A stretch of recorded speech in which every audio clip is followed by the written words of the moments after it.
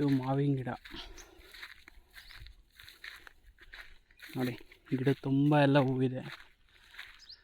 ಹೋದ ಸಲ ಬೆಳೆ ಕಡಿಮೆ ಇತ್ತು, ಸಲ ಚೆನ್ನಾಗಾಗಿದೆ. ಮಾರ್ಕೆಟಲ್ಲಿ ಏನು ಬೆಲೆ ಸಿಗುತ್ತೋ ನೋಡ್ಬೇಕು ಈ ಸಲ. ನೋಡಿ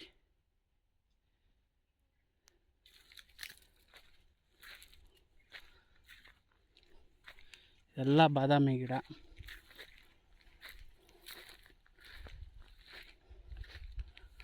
ಇದು ನಮ್ಮದೇನೆ.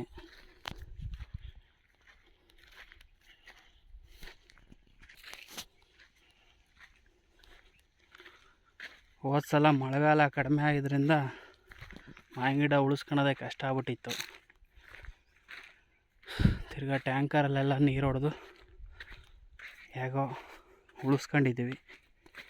ಈ ಸಲ ಪರವಾಗಿಲ್ಲ, ಮಳೆಗಾಲ ಚೆನ್ನಾಗಿ ಆಗಿರೋದಕ್ಕೆ ನೋಡಿ ಎಲ್ಲ ಗಿಡದಲ್ಲೂ ಆಗಿದೆ ಹೂವು.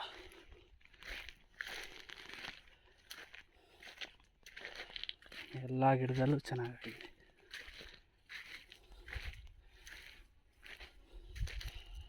ನೋಡ್ತಾ ಇರ್ಬೋದು ನೀವು. ಹಾಗೆ ಇನ್ನೊಂದು ಮಡಿ ಇದೆ ಮೇಲ್ಗಡೆ, ತೋರಿಸ್ತೀನಿ, ನೋಡ್ತಾ ಇರಿ.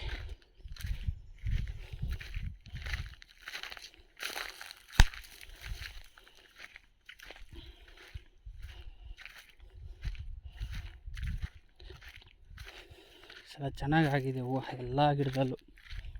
ತುಂಬ ಖುಷಿಯಾಗುತ್ತೆ ನೋಡೋಕ್ಕೇ. ನೋಡಿ,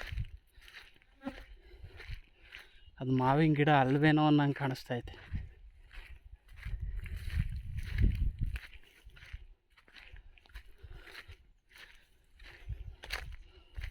ನೋಡಿ, ಹಂಗೆ ಅನ್ನಿಸ್ತಾಯ್ತಲ್ವ, ಮಾವಿನ ಗಿಡ ಅಲ್ವೇನೋ ಅನ್ನಂಗೆ ಅನ್ನಿಸ್ತಾಯ್ತು. ಹೂವು ಆ ಥರ ಐತೆ.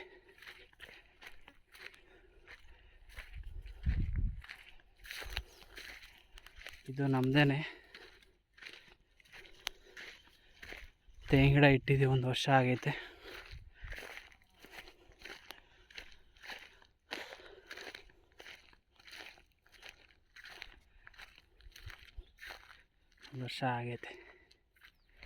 ನೋಡಿ, ತೆಂಗಿನ ಗಿಡ ಇಡೋಕ್ಕೆ ಪಂಚಾಯತಿಯಿಂದ ಅಮೌಂಟ್ ಬಂದಿತ್ತು. ಈ ಥರ ಬೋರ್ಡೆಲ್ಲ ಕಟ್ಟಿ ಅಮೌಂಟ್ ಬಂದಿತ್ತು, ತೊಗೊಂಡಿದ್ವಿ. ತೊಗೊಂಡಿರೋದ್ರಲ್ಲೇ ಸೊಸೆ ಗಿಡ ಎಲ್ಲ ಇಟ್ಟು ನೀರು ಉಳಿಸ್ತಾ ಇದ್ದೀವಿ. ನಮ್ಮ ಕಡೆ ಎಲ್ಲ ನೀರು ಕಡಿಮೆ. ಬೋರ್ವೆಲ್ ಹಾಕ್ಸಿದ್ರು ನೀರು ಸ್ವಲ್ಪ 1 ಇಂಚು 1.25 ಇಂಚು ಅಷ್ಟೇ ನೀರು. ಅವ್ರ ಅದೃಷ್ಟ, ಅವ್ರ ಹಣೆ ಬರ ಚೆನ್ನಾಗಿರಬೇಕು.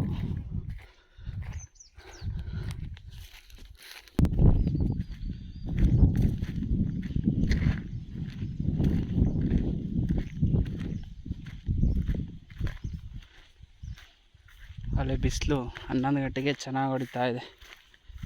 ಬೇಸಿಗೆ ಸ್ಟಾರ್ಟ್ ಆಯ್ತು ಇನ್ನು.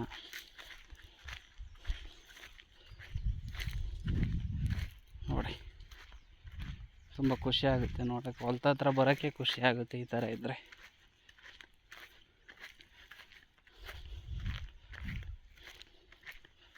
ಈ ಸಲ ಯಾರಿಗೂ ತೋಟ ಕೊಡೋದು ಬೇಡ ಅಂದ್ಕೊಂಡಿದ್ದೀವಿ. ನಾವೇ ಕುಯ್ದು ನಾವೇ ಮಾರ್ಕೆಟ್ಗೆ ಹಾಕೋಣ ಅಂತ ನಮ್ಮ ಅಪ್ಪವ್ರಂಗಂತ ಹೇಳ್ತಾಯಿದ್ರು. ಅದಕ್ಕೆ ಎಲ್ಲ ನಾವೇ ಔಷಧಿ ಹೊಡೆದಿದ್ದೀವಿ ಅಲ್ಲೇ ಒಂದು ಸಲ. ಮತ್ತು ಇನ್ನೊಂದು ಸಲ ಹೂವು ಎಲ್ಲ ಸ್ವಲ್ಪ ಕಾಯಿ ಥರ ಆದಮೇಲೆ ಟಾನಿಕ್ಗಳು ಹೊಡಿಬೇಕು. ಅದನ್ನು ಸ್ಪ್ರೇ ಮಾಡಬೇಕು. ಇನ್ನೂ ಟೈಮ್ ಇದೆ ಸ್ಪ್ರೇ ಮಾಡೋಕ್ಕೆ.